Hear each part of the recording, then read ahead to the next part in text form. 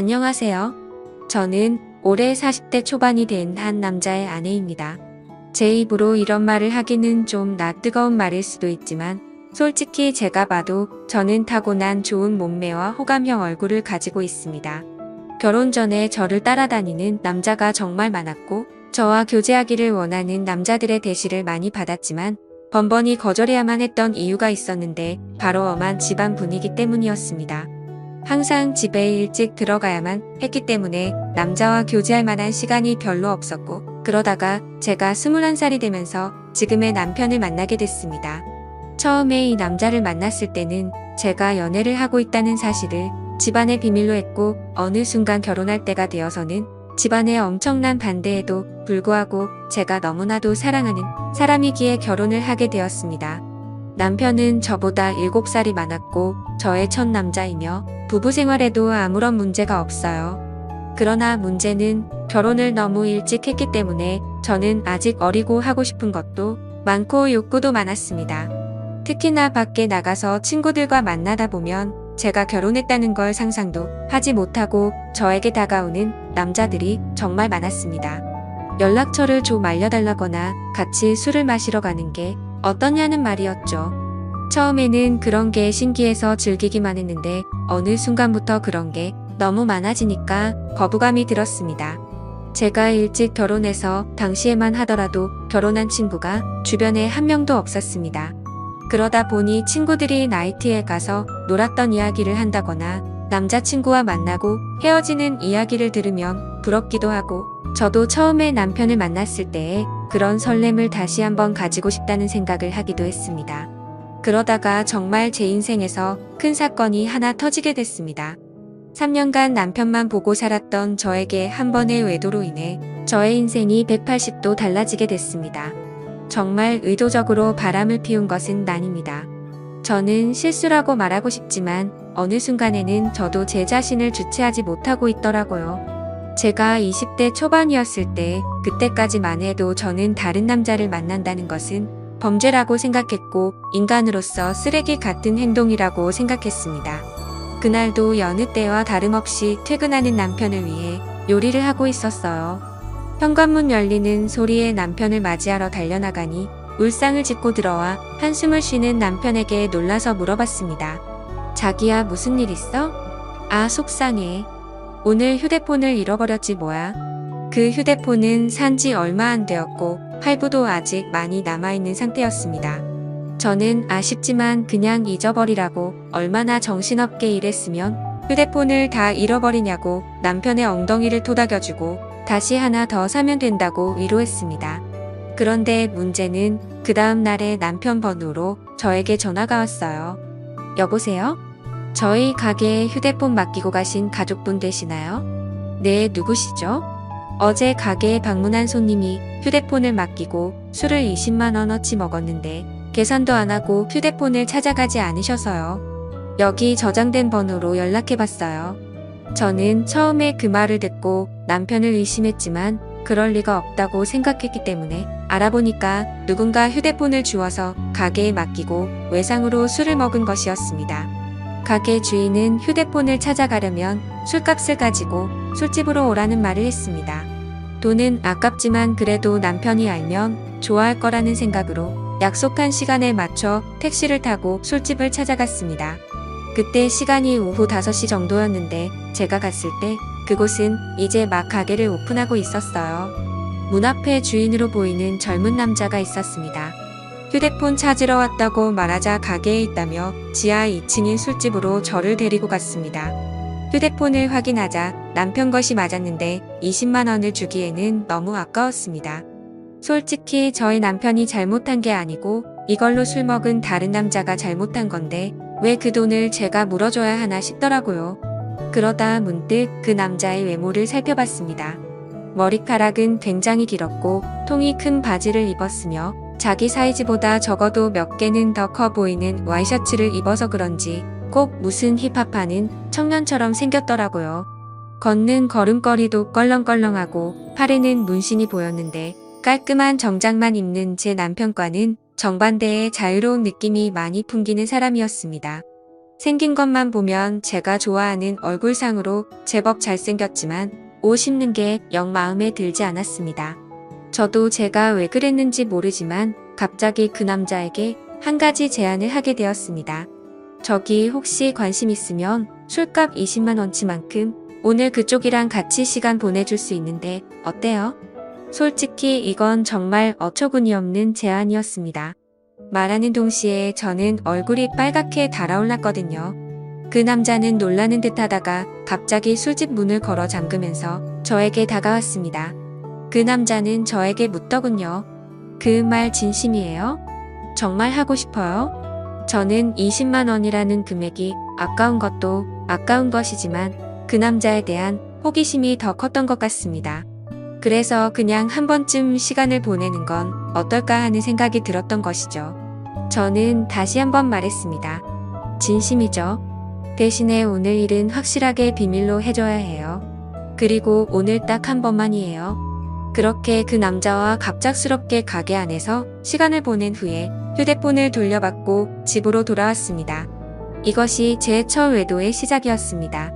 이왕 외도를 할 거면 좀 로맨틱하게 했어야 됐는데 너무 난장판이었다는 생각이 들더군요.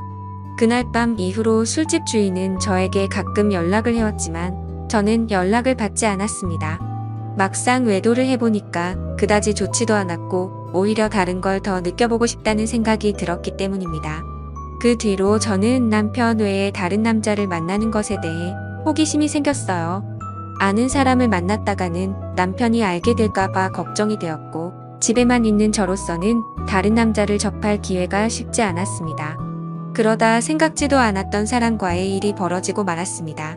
여름방학이라고 대학생이었던 남편의 동생이 서울 구경을 하고 싶다며 저희 집에 놀러 오게 된 적이 있는데 워낙에 나이 차이도 얼마 안 나고 저도 대입시험을 본 지가 엊그제 같아서 이런저런 얘기하면서 친해졌습니다. 그리고 넉살이 좋은 도련님은 형수라고 하며 저를 잘 따랐습니다. 도련님 입장에서는 나이 차이가 얼마 안 나니까 제가 불편할 수도 있었는데 별로 개의치 않고 행동하는 걸 보고 좋다고 생각했습니다. 그러다 하루는 도련님이 놀러 나갔다가 비가 무척 내려서 집에 일찍 온 날이었습니다. 남편은 출근한 상태였고 우산을 미처 준비하지 못한 터라 비를 흠뻑 맞고 집에 들어온 도련님에게 갈아입을 옷을 가져다 주며 씻으라고 하고 과일을 깎았습니다. 거실에서 단둘이 과일을 먹으면서 이런저런 이야기를 나누었고 그날따라 제가 눈을 마주치면 도련님은 어색한 듯 피했는데 그 묘한 느낌이 아직도 생각이 나네요. 그 어색한 기운을 깨고 싶어서 머리에서 생각한 대로 질문을 던졌어요. 도련님 애인 있어요? 지금은 없는데 형수님 같은 예쁜 여자 있으면 당장 애인하고 싶죠. 소개해 주실래요? 오, 그럼 나 같은 여자 있으면 결혼도 할 거예요? 당연히 당장 하죠. 한치의 고민도 없이 당연하다고 말하는 도련님을 보며 이상한 충동이 일어났습니다. 저는 그런 도련님의 손을 덥석 잡아버렸고 눈을 쳐다보며 물었습니다. 이렇게 하니까 설레기도 해요. 한참 정적이 흐르고 얼어있던 도련님은 마주 잡은 손에 슬쩍 깍지를 끼더라고요. 그렇게 저와 도련님 사이에 묘한 감정이 흐르기 시작했습니다. 그 일이 있고 나서 남편에게는 도련님 서울 구경시켜준다고 말하고 일주일 동안 대놓고 데이트를 했습니다. 그 나이 또래들처럼 설레는 연애를 다시 하는 것 같아서 며칠 동안은 정말 두근거리고 신났었습니다. 하지만 그것도 역시나 오래가지는 못하더라고요. 일주일 후에 터미널에서 도련님을 보내고 나니 그 뜨거웠던 마음이 순식간에 식어버렸습니다. 몸이 멀어지니까 자연스럽게 마음도 멀어지게 된 것이고 계속해서 저를 달래주지 않으니 저도 흥미를 잃게 됐습니다. 그렇게 여름이 지나고 날씨는 조금씩 선선해지기 시작했습니다. 심심한 마음에 남편 몰래 휴대폰 어플로 채팅이라는 것도 해봤지만 이렇다 할 만남을 가지지는 못했습니다. 제 주변 또래 친구들은 채팅하는 어플로 친구도 많이 사귀고 연애까지 하는 애가 있던데 이상하게 저는 별 볼 일 없는 남자들만 꼬이는 것 같았습니다. 그렇게 애매하게 시간을 보내다 보니 명절이 다가왔는데요. 저희 시댁은 춘천 쪽에 있었는데 연휴 전날부터 가서 신나게 명절 음식하고 설거지하고 집안에 하나밖에 없는 며느리라 몸이 부서지도록 일을 했어요. 언제까지 며느리가 이렇게 일해야 되는 거냐고 투덜거리기는 했지만 워낙에 나이 차이가 많이 나니까 대들지도 못하겠더라고요. 명절 다음 날 아침에 친정집에 가려고 준비를 하는데 시어머님이 점심을 먹고 가라고 하셨습니다. 또 내가 밥을 차려야 하나 싶어서 순간 짜증이 확 났지만 얼굴에 최대한 티를 안 내고 있었는데 남편이 너무 미적미적대는 거예요. 빨리 준비하고 출발해야 하는데 준비를 하는 둥 마는 둥 조금만 더 누워있다가 가면 안 되냐고 TV나 보고 앉아있고 정말 답답해 미치겠더라고요. 그래서 남편을 방으로 데리고 와서 밖에 들리지 않게 작은 소리로 말다툼을 했습니다. 우리 부모님도 나를 보고 싶어 한다고, 빨리 준비 안 하면 혼자서 가겠다고 말하면서 감정이 안 좋은 채로 친정집으로 향했습니다. 남편은 친정에서도 기분이 안 좋은 티를 숨기지 못했고 저는 그럴 거면 그냥 먼저 가라고 말했습니다. 화가 난 남편은 저녁에 볼 일이 있다고 하며 먼저 집에 올라간다고 하고 올라가 버렸습니다. 무슨 일이냐는 친정엄마의 물음에 별거 아니라고 대답하고 방에 들어와 혼자서 분을 삭히고 있었습니다. 저렇게 마누라를 배려하지 못하는 남자인 줄 몰랐는데 정말 충격적이었죠. 싸우느라 못 봤던 휴대폰을 여러 메시지를 확인해 봤더니 초등학교 동창 중 한 명에게서 연락이 와 있었습니다. 동창회를 하니 꼭 나와달라는 문자였고 오늘은 술을 꼭 마셔야겠다는 생각에 서둘러 준비를 하고 초등학교 동창회에 나갔습니다. 그 자리에 나가니 이미 20명 정도가 모여 있었고 명절인데 다들 할 일도 없이 이렇게 나와서 놀고 있냐며 조상님도 없냐는 농담을 건넸습니다. 그러자 친구들은 요즘에 누가 조상님 챙기냐고 우리끼리 재미있게 잘 먹고 잘 살자면서 술이나 마시자고 하더라고요. 졸업하고도 연락을 하는 친구도 있었지만 졸업하고 나서 처음 보는 친구도 있었습니다. 그래도 초등학교 동창이라는 유대감이 있었기 때문에 편하게 대할 수 있었죠. 그 중에 눈에 띄는 친구가 한 명 있었는데 초등학교 때 어린 눈에도 도시아이처럼 깔끔했었던 제 짝꿍이었습니다. 그 아이는 피부도 하얗고 공부나 운동도 잘했기 때문에 어릴 적에 잠시나마 좋아했던 남자였어요. 제 기억상으로는 그 아이도 예뻤던 저를 좋아했었고 동네도 가까워서 자주 어울렸던 기억이 납니다.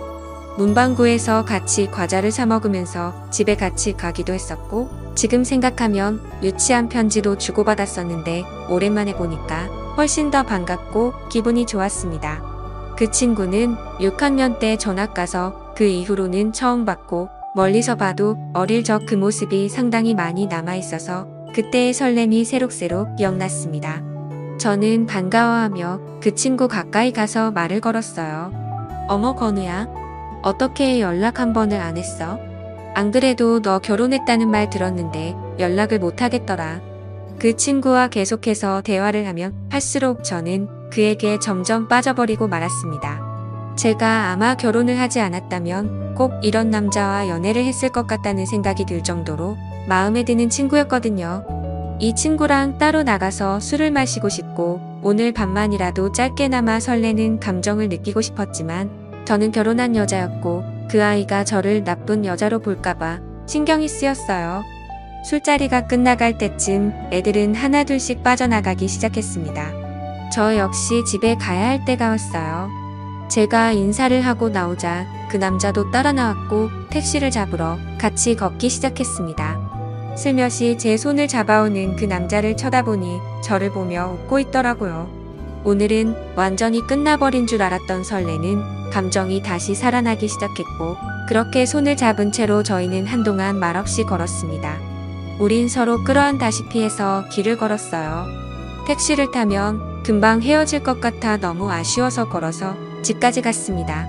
오랫동안 걷다가 도착한 저희 집 현관 앞에서 저를 물끄러미 쳐다보더니 제 볼에 뽀뽀를 하고는 부끄러운 듯 급하게 인사하며 뛰어갔습니다.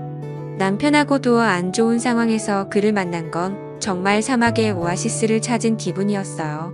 그 뒤로 저희는 종종 따로 만났고 제가 서울로 올라가서도 계속 연인으로 지냈습니다. 그러다 2년쯤 지났을 때 그 아이도 장가를 가게 되었고 그렇게 저희 둘의 만남은 끝이 나는 줄 알았습니다.